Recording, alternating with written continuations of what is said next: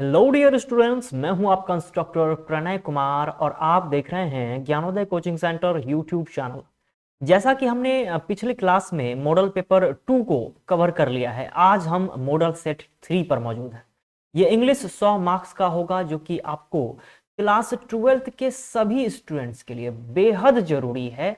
आप सेट को लगातार कंप्लीट करिए, लगातार सेट को लगाइए। तो आपने जितने बेहतरीन तरीके से जो है ना ये BSEB की तैयारी की है ना, मुझे उम्मीद है कि बहुत ही अच्छा मार्क्स आपको आएगा।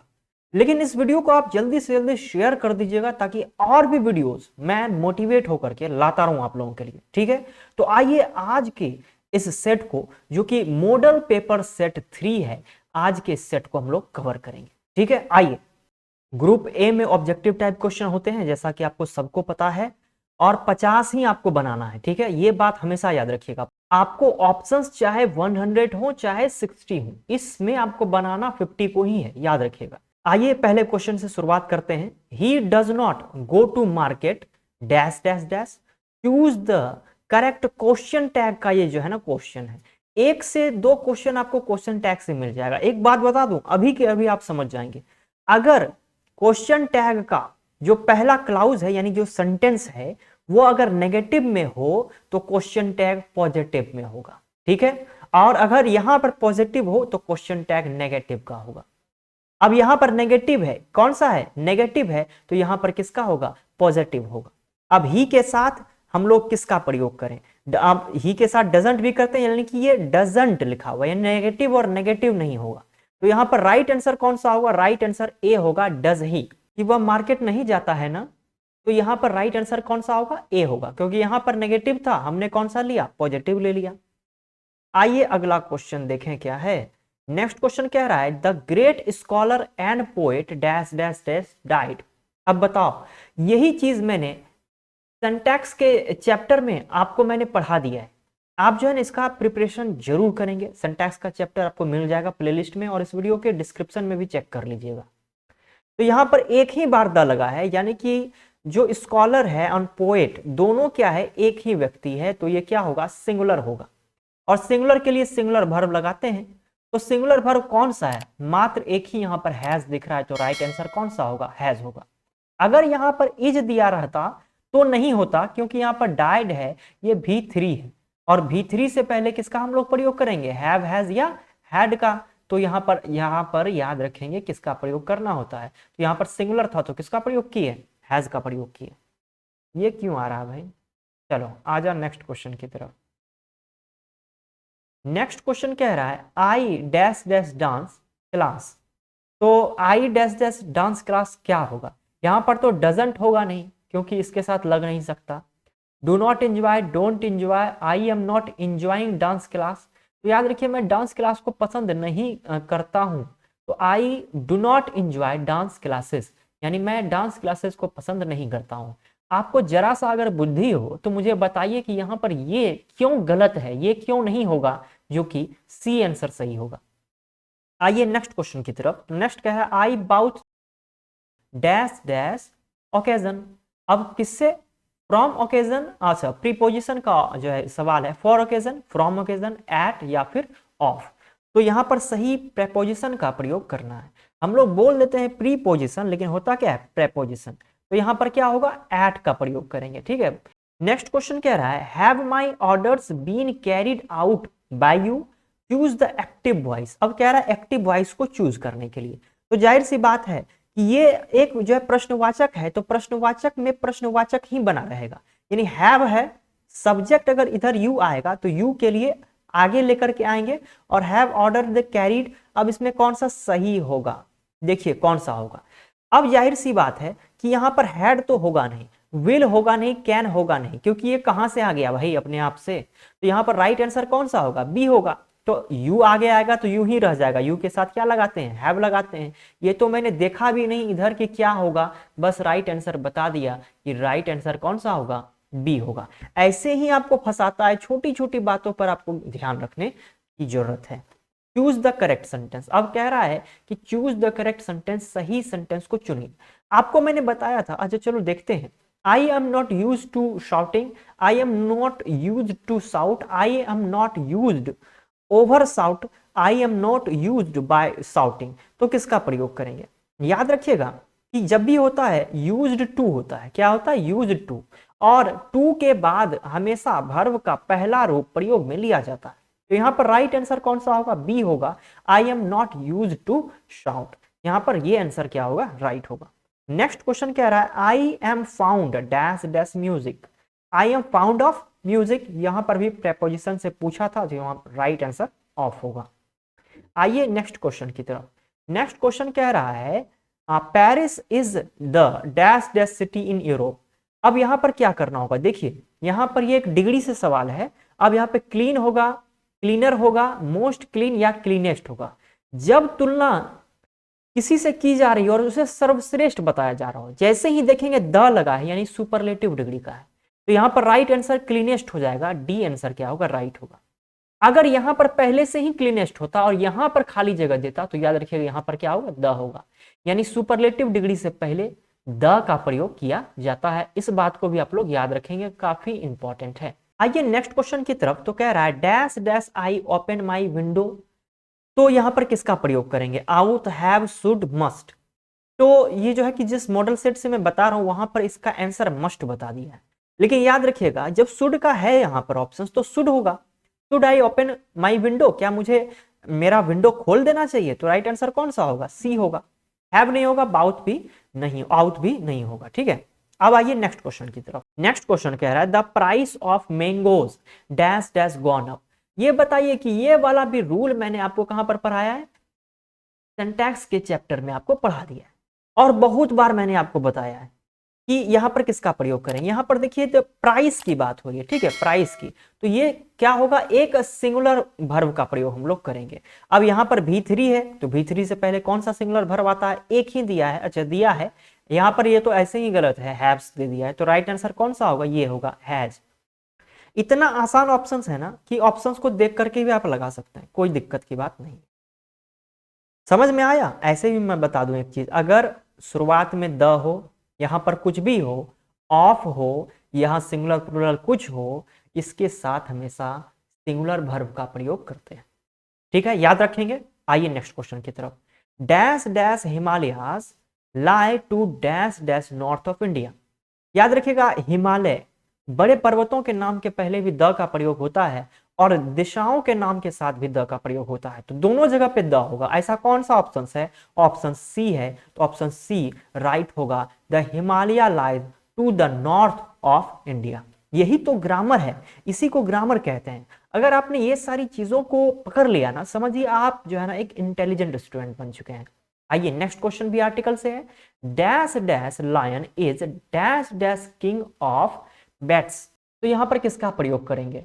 देखिए ये वाला ऑप्शन तो होगा नहीं क्योंकि यहां पर एन का प्रयोग यहां पर नहीं हो सकता। ठीक है, और देखिए कैसे हम लोग छांट रहे हैं, एकदम इतना आसान है, इतना आसान है, इतना आसान है कि इसमें समझने योग्य कुछ बात ही नहीं। क्या यहां पर एन आएगा? नहीं आएगा। तो यहां पर नहीं हो सकता।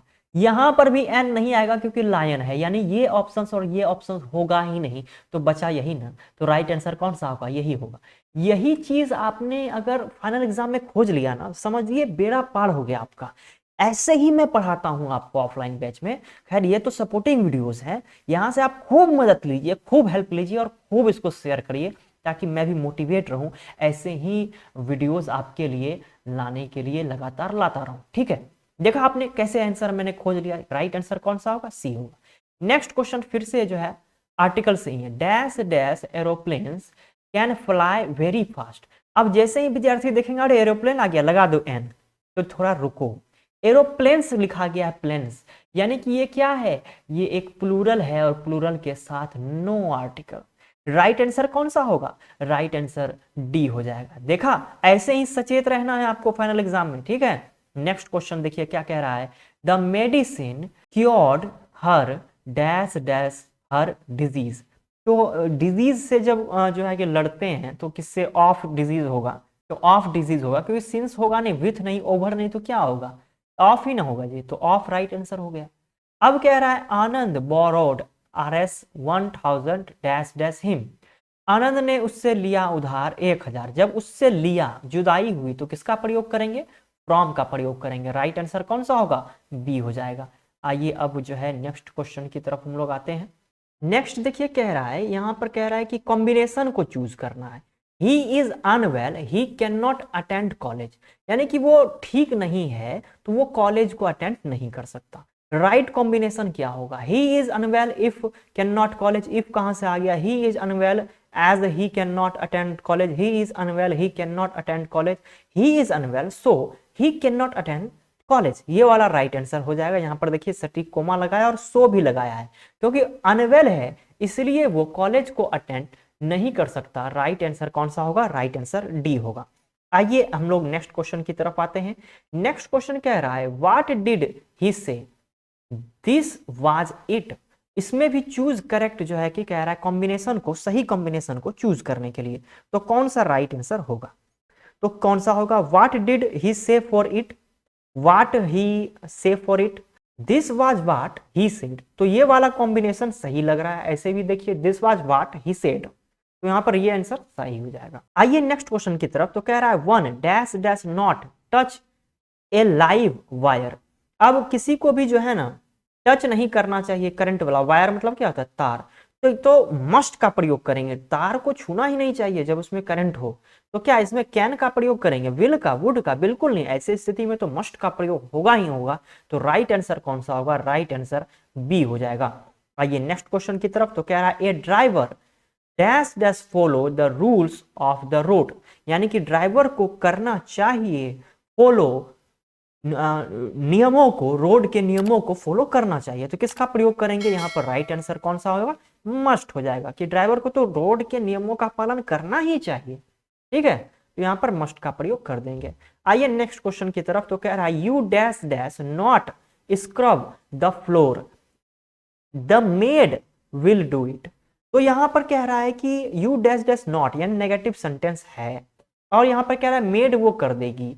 तो यहां पर क्या होगा? नीड का प्रयोग करेंगे। You need not scrub the floor, the made will do it. तुमको करने की जरूरत नहीं है, मेड कर देगी, नौकरानी कर देगी। तो यहां पर राइट आंसर क्या होगा? नीड हो जाएगा। आइए नेक्स्ट क्वेश्चन की तरफ। तो कह रहा है choose the correct sentence. Choose करिए करेक्ट सेंटेंस को। इतना आसान है, मैंने आपको कहा है ना, रिफ्लेक्सिव प्रोनाउन से, पॉजेसिव प्रोनाउन से 2-3 नंबर आ जाता है। देखिए यहाँ पर क्या कह रहा है, हिमसेल्फ इज आनंद, बिल्कुल गलत हो गया। पहले ही हिमसेल्फ फिर इज लगा दिया।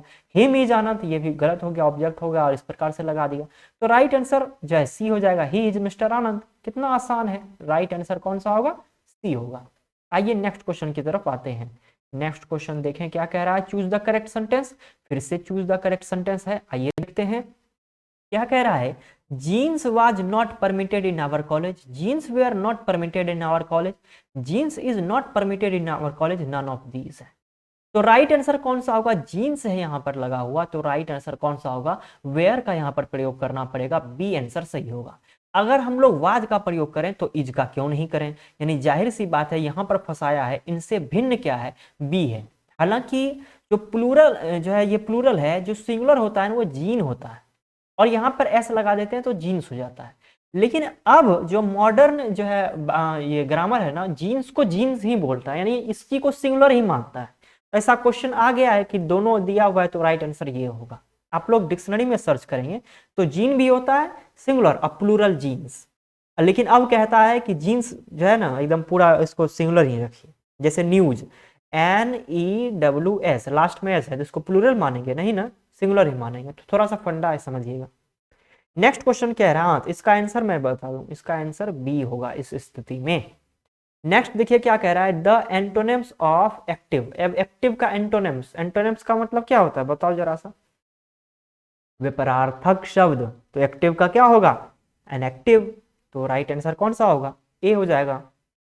नेक्स्ट क्वेश्चन कह रहा है she did not hide the truth dash dash her husband, यानी हस्बैंड से ट्रुथ यानी सच्चाई, हाइड यानी उसने नहीं छुपाया था हस्बैंड से सच्चाई। तो राइट प्रीपोजिशन का प्रयोग करिए, तो फ्रॉम का प्रयोग होगा। इसका प्रयोग होगा यहाँ पर फ्रॉम का प्रयोग होगा, ना तो विथ, ना तो एट, ना तो टू। अगर उसके साथ कुछ शेयर करता तो विथ का प्रयोग होता, लेकिन इस स्थिति में राइट आंसर ए होगा। आइए नेक्स्ट क्वेश्चन की तरफ। तो कह रहा है someone was knocking dash dash the door. याद रखिएगा, जब कोई किसी के जो है ना बिल्कुल समीप खड़ा हो, तो डोर के पास खड़ा हो, तो यहाँ पर हम लोग एट का प्रयोग करेंगे। किसका प्रयोग करेंगे? एट का। अब देखिए डोर में घुस तो नहीं जाएगा, डोर के साथ वो पूरा एकदम अटैच तो नहीं है, टू तो नहीं है, तो राइट आंसर क्या होगा? एट का यहाँ पर प्रयोग करेंगे। आइए नेक्स्ट क्वेश्चन की तरफ। नेक्स्ट क्वेश्चन कह रहा है we must protest dash dash injustice, यानी हमें अन्याय के खिलाफ प्रोटेस्ट करना चाहिए। जैसे ही खिलाफ की बात होगी तो अगेंस्ट का प्रयोग करेंगे। ठीक है, राइट आंसर कौन सा होगा? सी हो जाएगा।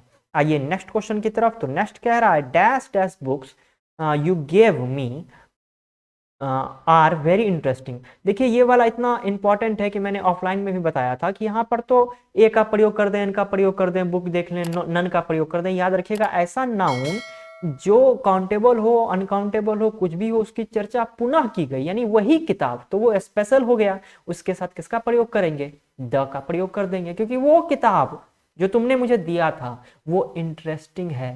तो यहाँ पर राइट आंसर क्या होगा? द हो जाएगा। नेक्स्ट क्वेश्चन देखिए Kashmir is dash dash Switzerland of India.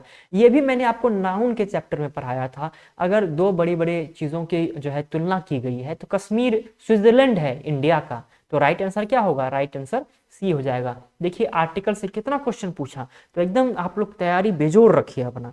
Next question देखिए last year there dash dash be restaurant hair.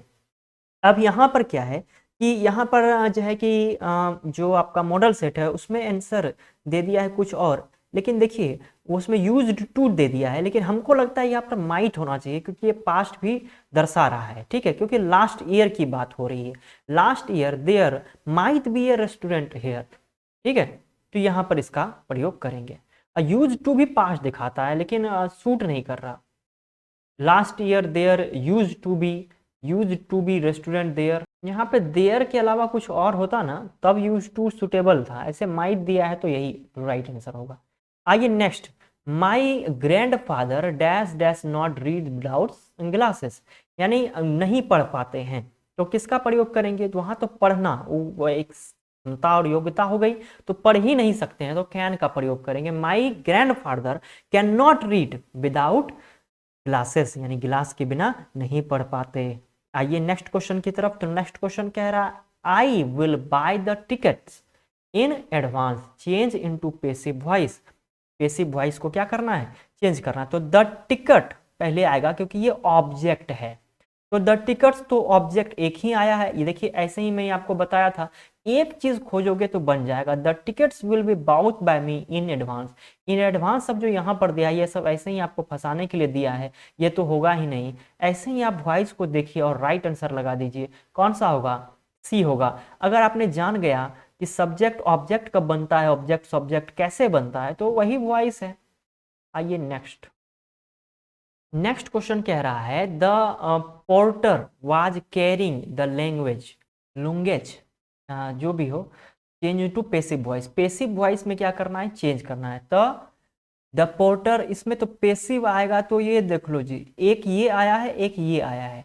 Was है यहाँ पर देख लीजिए, यहाँ पर क्या है? V4 है तो बीइंग आना चाहिए, बीइंग इसमें नहीं आया है, यहाँ पर बीइंग आया है, तो राइट आंसर कौन सा होगा? ये होगा। ये ऐसे ही ग्रामर में आपको बस खोज लेना है।